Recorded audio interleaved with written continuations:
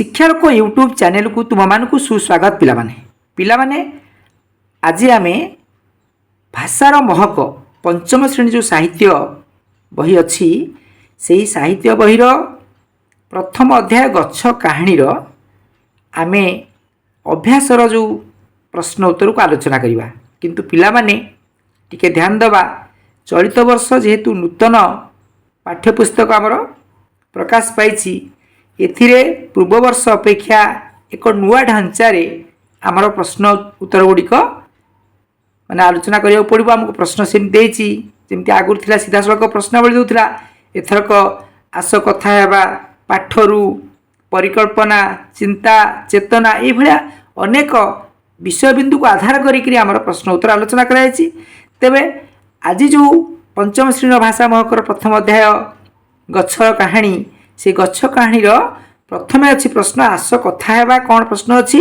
ना गच्छटी नरम गलारे काहाकू कहिछि ये उत्तरटी हूँ पिला माने कौन ना गच्छटी नरम गलारे भाई भौणी मानू कहिछि कौन कही आलोचना है।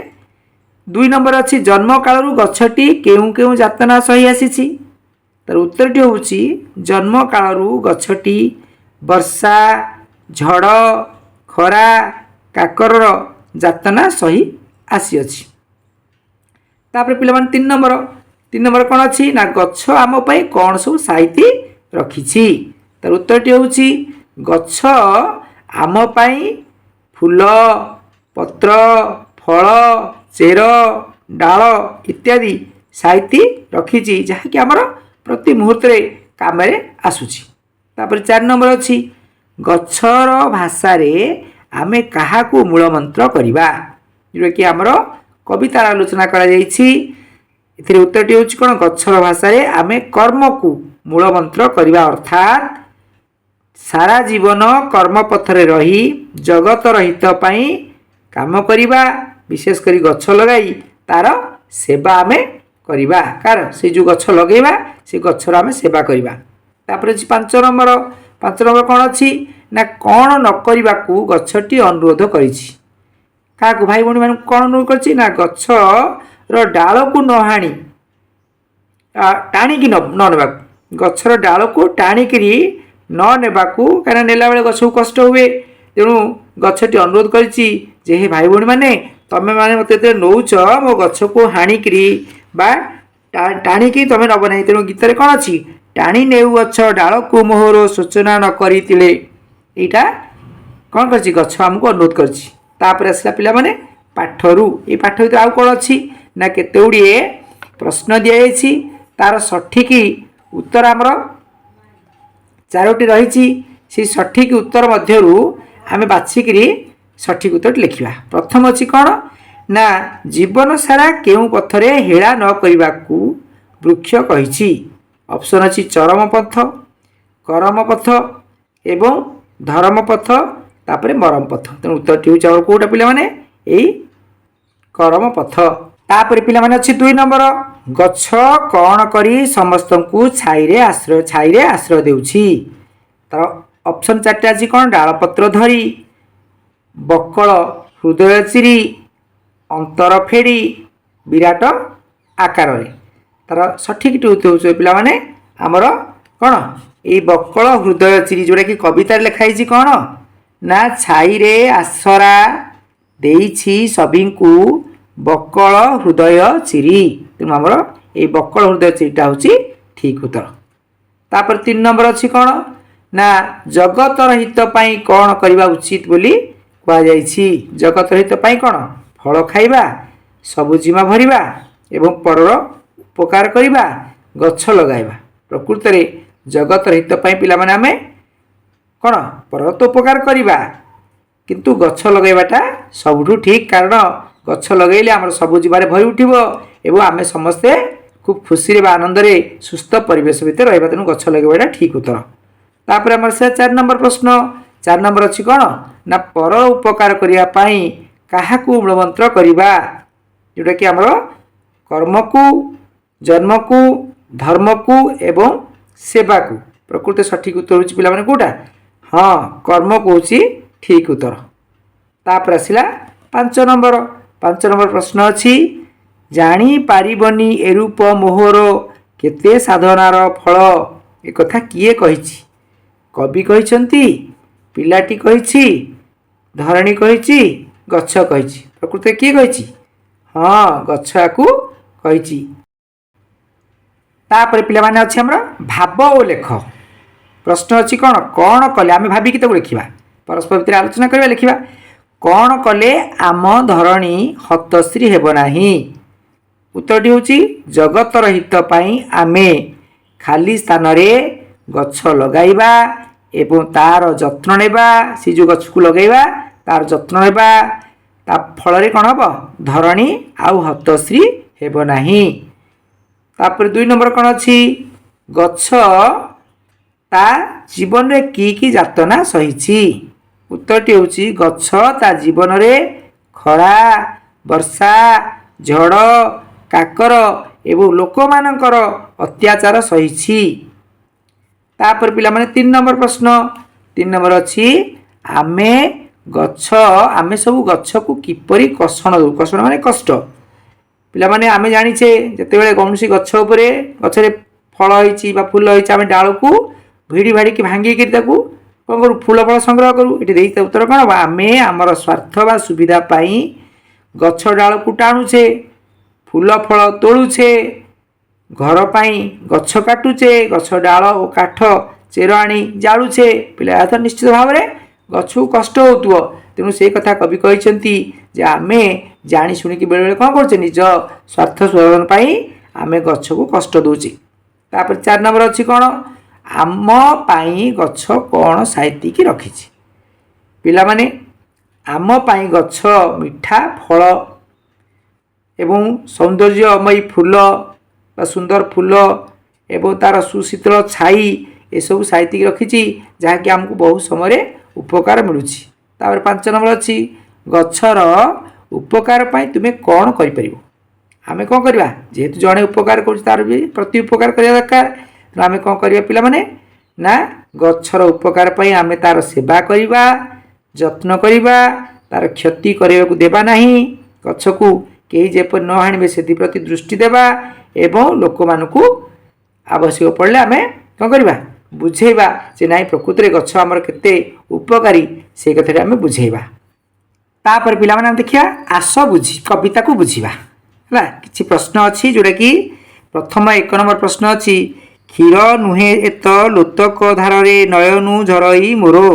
ଏଇଟାକୁ ଆମେ କେମିତି ଲେଖିବା? ନା ପ୍ରଥମେ ଜାଣିଛେ ଏଇଟା କବିତାରେ ଆସି କେଉଁ କବିତା? ନା ଗଛ କାହାଣୀରୁ ଆସିଲା। ଏହାର କବି ହେଉଛନ୍ତି ଡକ୍ଟର ରାମଚନ୍ଦ୍ର ନାୟକ।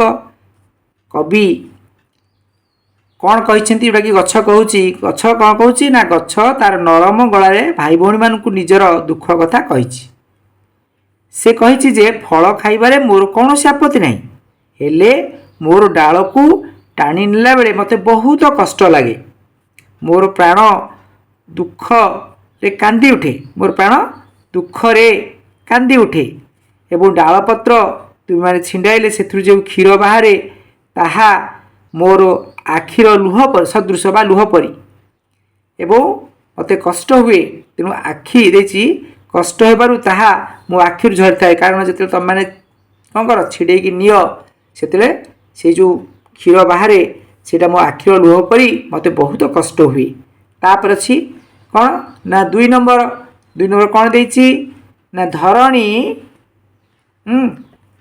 ହସିଲେ ଆମ ପରିବେଶ ହେବ ନାହିଁ ହତଶ୍ରୀ। ଏଇଟା ବି ସେମିତି ଲେଖିବା ଆମେ।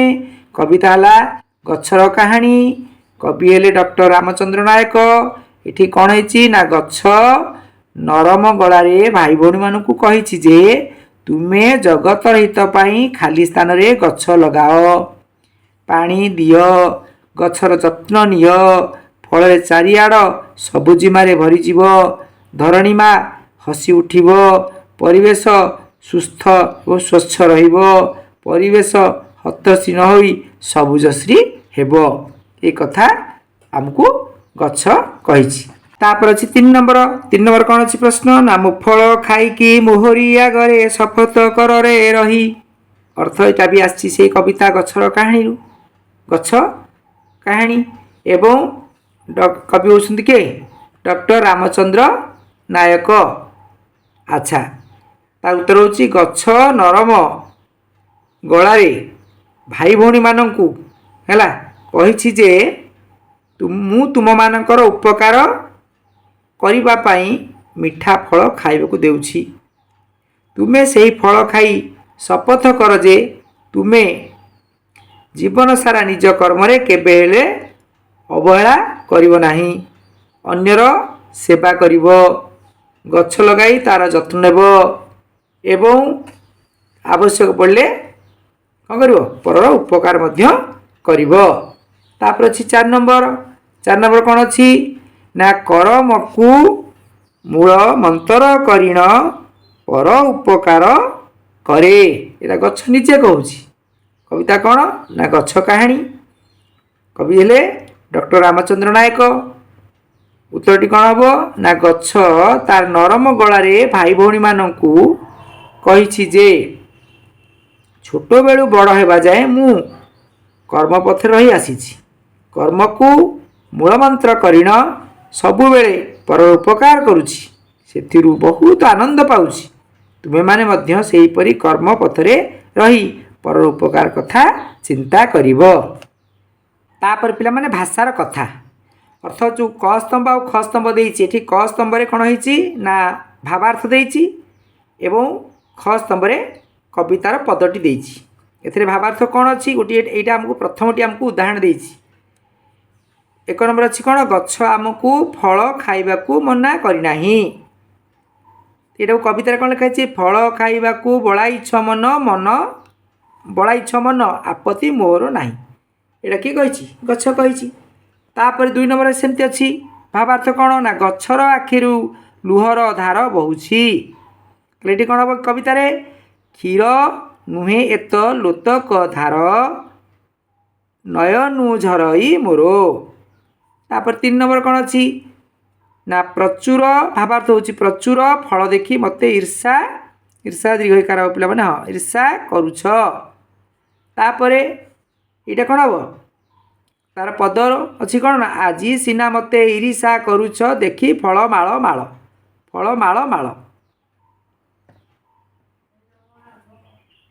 ତାପରେ 4 ନମ୍ବର ଅଛି କ'ଣ ସାରା ଜୀବନ କର୍ମ ପଥରେ ରହିବ, ଏ ସାରା ଜୀବନ କର୍ମ ପଥରେ ହେଳା ନ କରିବ କେହି। ତାପରେ ପିଲାମାନେ 5 ନମ୍ବର ଅଛି ଆମ ପରିବେଶ ହତଶ୍ରୀ ହେବ ନାହିଁ। କବିତା ପଦରେ କ'ଣ ଅଛି ଧରଣୀ ହସିଲେ ଆମ ପରିବେଶ ହେବ ନାହିଁ ହତ ସିରି। ତାପରେ 6 ନମ୍ବର ଅଛି ପିଲାମାନେ ଭାବାର୍ଥ କ'ଣ ନା ଦୁଃଖରେ ମୋ ପ୍ରାଣ ଜଳି ଯାଉଛି। ତାହେଲେ ତାକୁ କବିତା ପଦରେ କ'ଣ ଲେଖିବା ଜାଣିପାରିବନି ପରାଣ ମୋହର ଦୁଃଖରେ କିପରି ଜଳେ। ତାପରେ ପିଲାମାନେ ଆମେ ଦେଖିବା ଖ ଯେଉଁଟାକି ଅଛି କ'ଣ ନା ଅକ୍ଷର ସଜାଡ଼ି ଶବଦ ଗଢ଼ ପାରୁଅଛ ଯଦି ମାତ୍ରାକୁ ଯୋଡ଼। ଅର୍ଥ ଏଥିରେ କେତେ ଗୁଡ଼ିଏ ଶବ୍ଦ ଦେଇଛି, ଯେଉଁ ଶବ୍ଦ ଗୁଡ଼ିକ ସବୁ କ'ଣ ହେଇଛି ଭୁଲ ଲେଖାଯାଇଛି ବା ଆମେ ଶବ୍ଦରୁ କିଛି ଅର୍ଥ ପାଇପାରିବାନି। ସେହି ଶବ୍ଦକୁ କବି ଏଥିରେ କୁହାଯାଇଛି ସୂଚନା ଅଛି କ'ଣ ନା ଆମେ ତାକୁ ସଜାଡ଼ିକି ଲେଖିବା ଏବଂ ଆବଶ୍ୟକ ପଡ଼ିଲେ ମାତ୍ରାକୁ ବ୍ୟବହାର କରିବା। ଯେମିତି ହେଇଛି ନ ବଜ ଏଇଟାକୁ ଆମେ କ'ଣ କରିବା ଗୋଟେ ଉଦାହରଣ ଦେଇଛି ଆମ ପାଇଁ ଜୀବନ, ଏଇଟା ଆମକୁ ବହିରେ ଉଦାହରଣ ଦେଇଛି। ବର୍ତ୍ତମାନ ଆମେ ସେଇଭଳି ତଗଜ କ'ଣ ହେବ ଜଗତ, ତାକୁ ଠିକ୍ ଉତ୍ତର ହେଉଛି ଜଗତ। ତାପରେ କତଲ କହିପାରିବ କ'ଣ ତଲାକ ହେଇପାରିବ ଲୋତକ, ଏଇଟା ବହିରେ ଆମର ଲୋତକଟା ବହିରେ ଦେଇଛି। ତାପରେ ଅଛି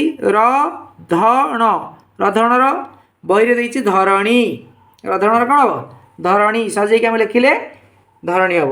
ତାପରେ ଅଛି ନ ସ ତାଲବ୍ୟସ, ଏଠି କ'ଣ ହେବ ତାକୁ ସଜେଇବା ଏବଂ ଦିଆହେଇଛି କ'ଣ ନା ଆମର ମାତ୍ରା ଦିଆହେଇଛି ଯେମିତି ଅଛି ଉତ୍ତରଟି ହେଉଛି ସୂଚନା। ତାପରେ କରପଉ ଏଠି ହେବ କ'ଣ ଉପକାର। ସମଜବ ଏଠି କ'ଣ ହେବ ନା ସବୁଜିମା, ଆମେ କ'ଣ କରୁଛେ ଏଥିରେ ସଜେଇକି ଲେଖିବା ତା ସହିତ କିଛି ଆବଶ୍ୟକ ପଡ଼ିଲେ ଆମେ ମାତ୍ରା ଦେଇକି ଲେଖିବା, ତାହାର ଏଇଟା ସୂଚନା ଆମ ପାଇଁ ଅଛି। ତାପରେ ଗଟା ଅଛି କ'ଣ ନା ଶବଦ ଝୁଲଇ ଗଛରେ ଦେଖ ସମାନ ଅର୍ଥକୁ ଖୋଜିଣ ଲେଖ।